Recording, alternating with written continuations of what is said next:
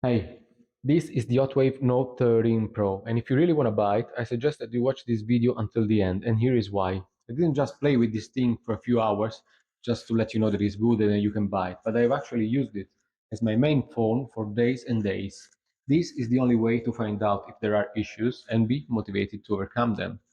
And believe me, we do have issues. Let's go. This is the box, and here is what's inside.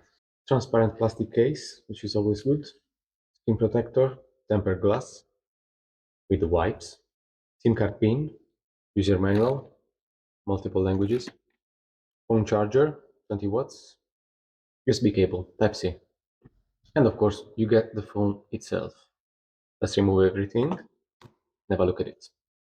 Let's have a look at the phone. It feels and looks beautiful, very premium. I got the black coloration, there's also the purple. The front is clean. On your left side, you get the SIM tray. You can have two SIM cards or one SIM card and one SD card. On your right side, you got the volume rocker and the power button, which has a fingerprint sensor that works perfectly. It's beautiful, fast, no problem at all. At the top, there's nothing. At the bottom, you got the microphone, the speaker, and the USB port. In About Phone, we can have a look at the specification. The storage is 256 gigabytes. You have 8 gigabytes of RAM plus another 8 of virtual RAM. The CPU is an octa-core. The battery capacity is 5160 milliamp. Screen resolution HD+, 720 per 1612. Screen refresh rate 90 Hz. You can set it up also at 60 Hz or automatic. Camera 50 plus 16 megapixel. The 50 is the one at the back, the primary camera, and the secondary camera is 0.8 megapixel. This one is just a hole, it's empty. This is another hole. This one is the flash, it's pretty weak, nothing special really. Oh, and let's remember, it doesn't have the 5G. Anyway, I'm gonna put the specifications right here so you can have a look at them in your own time. Let's have a look at the system updates. The phone updated twice once I got it out of the box. The last update has been released on the 19th of January 2024. Now we are at the end of April. If I check for updates, you're gonna get nothing. The screen is just average, do not expect too much. The black has kind of a bluish tint to it. I give you this comparison. This is a Redmi Note 5. It's a phone from 2018. Have a look at this. See the difference? You see the difference in the black? This is no AMOLED at all. It's just a normal IPS from 6 years ago. You see how much better it is? Reading is not very pleasant on this smartphone, especially when you scroll. It gets kind of blurry. You can almost see the pixels. The screen is also very bright. You have no trouble looking at it in full daylight. But it's bright in a blinding kind of way. I definitely don't want to look at this screen for too long. It makes my eyes really tired. Audio and video, I would say they're okay for this price range.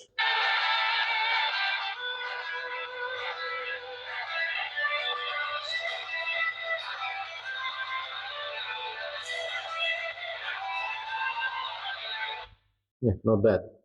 Gaming is also very smooth. There are no issues. This is Asphalt 9. It works okay. Anyway, I'm no gamer. As long as I can run Doom on this thing, I'd be pretty happy. The camera is just average. Do not expect too much from it. It's okay when there's a lot of light. As the light goes down, the quality drops significantly.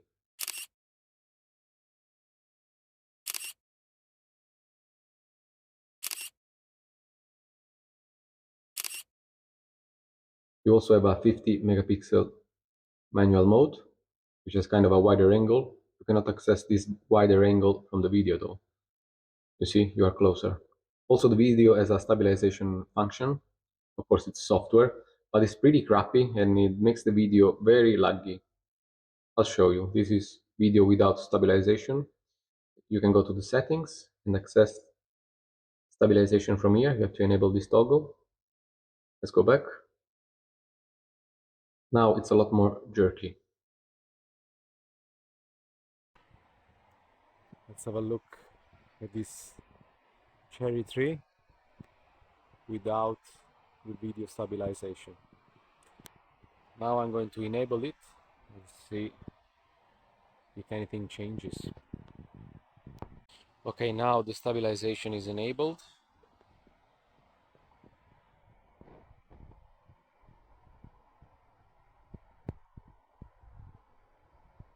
While shooting the video, it looks jerky and clunky. I don't know if anything is gonna change afterwards, but now it's a lot worse. Now it's a lot worse with the stabilization than without.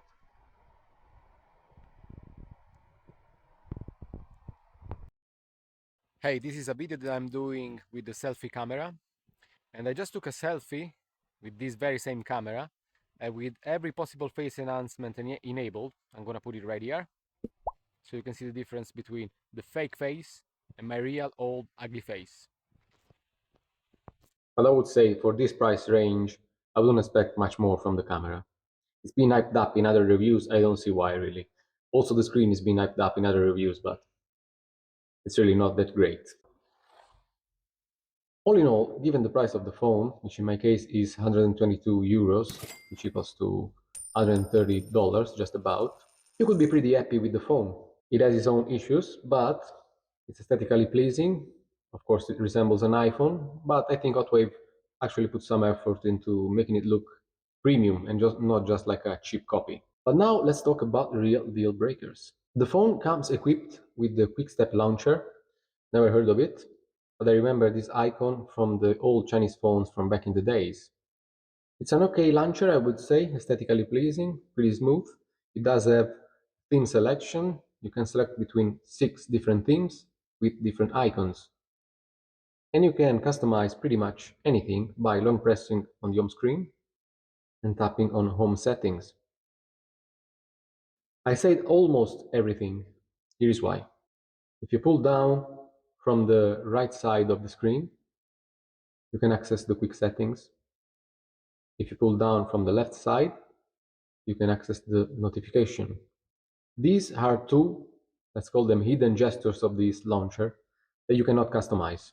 Now, what's the issue? When you access the quick settings, there's no way for you to go in the notifications. You can only go on the second page of the quick settings if you have one. And vice versa, when you are in the notification, you cannot access the quick settings. So these two aspects of the user interface have been completely compartmentalized and separated. You have to rely on the Quick Step launcher to access them through the gestures that you cannot customize. For example, if I open a page, let's say a random Wikipedia page, now of course the gestures won't work. So if you want to access notifications or quick settings, you have to go all the way up on the right for the quick settings. And you cannot access the notifications from here, let's remember. And all the way up on the left for the notifications. And you cannot access the quick settings from here. This makes using this phone really frustrating, especially with one hand, especially when you are busy doing something else. You have to reach all the way up here with your thumb or all the way up here with your thumb. It's quite the stretch. It might seem nothing for you, but it's pretty annoying in the everyday use. What happens if you change the launcher? I installed Nova. I'm going to set it up as a default launcher. Now, Nova does not allow you to customize the gestures because you need the premium version.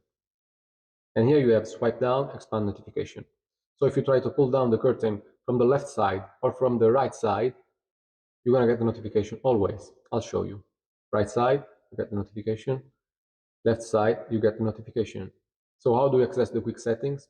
As we said before, all the way up here on the right, and now you have the quick settings. You can rely on a third-party app to combine notifications and quick settings. One shade might be what you're looking for. Just enable one shade. Now, when you pull down, you're gonna get together quick settings and notification, as it should be. Pretty straightforward. I don't know why they made this very poor choice to separate and compartmentalize these two aspects of the user interface. Now you have to rely on a third-party app if you want to combine them together.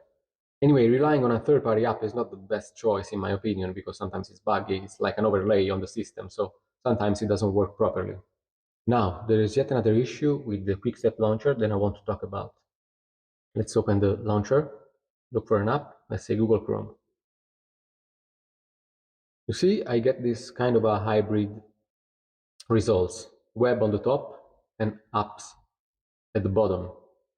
If I want to add this icon to my home screen, I long press here, right? No, you're not right. This is an app that's related to what you're typing. Yeah, I know that. I was looking for an app. This means that if I want to add the icon to the home screen, I have to delete the word, go and look for the app in the drawer manually. In this case, it's here. Long press and put it on the home screen. If you don't have many apps, that's nothing. But if you have a lot of apps, then this is another annoying thing that could be easily fixed. Now, let's go into Sensor Box and talk about another issue. I normally do not buy a smartphone without a gyroscope. And I checked the specification for this phone before buying it, and pretty much everywhere it said that it had a gyroscope. So I downloaded and installed Sensor Box. I tapped on the gyroscope, and I got this surprise. Sorry, your device. Let's go again. Sorry, your device hardware does not support the sensor. This phone doesn't come with a gyroscope. What's the outcome of that? Is that when you open Google Maps, you don't know which way is up and which way is down. Now, if you are driving, it's not that much of a problem because Maps is going to pick up which way you are going and orient the map accordingly. But if you are walking in a big city with a lot of streets and roads, you're going to have quite the time to realize which way is up and which way is down. I think in 2024, it's not possible to have a phone without a gyroscope. We are talking about basics here. But now, even if you want to overlook all the issues we talk about, there's yet another one, and that's been the real deal breaker, according to me. I'm talking about the touch screen. Let's open Google Chrome and our random Wikipedia page. Let's try to scroll down from the edge. I tap the edge, I go up, nothing happens. After a while, the phone picks up the touch and scrolls. Let's try from the other side. I tap right now, up, nothing happens. After a while, it goes. I'll do it again, tap, scroll, move. There's a certain delay. Now, I think they have implemented this feature that you can find also on other phone, but it's kind of less obvious, to prevent accidental touches with the palm of your hand from the sides of the screen. I think Hotwave has been a little too aggressive with this, and as a result, you have a really poor detection on the edge of the screen. I'll show you an example. Now, when I type, it happens that the phone misses an A, a Q, a P. I try to delete a word and it doesn't work properly. It makes using this phone really a pain sometimes. Let's give it a try.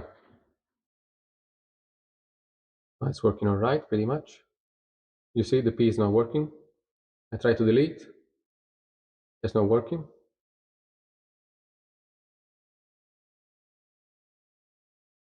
I have to push to get it to tap. This is not acceptable in any price range, in my opinion. And also, guess what is on the edge of the screen? Yeah, you guessed it, the microphone to send your voice messages.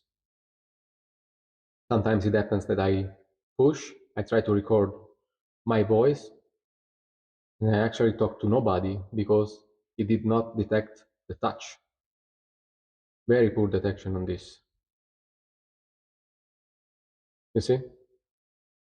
You see what happens? This is just not possible. This is the true deal breaker for me. This is the reason why I'm going to send this back to Amazon, unfortunately.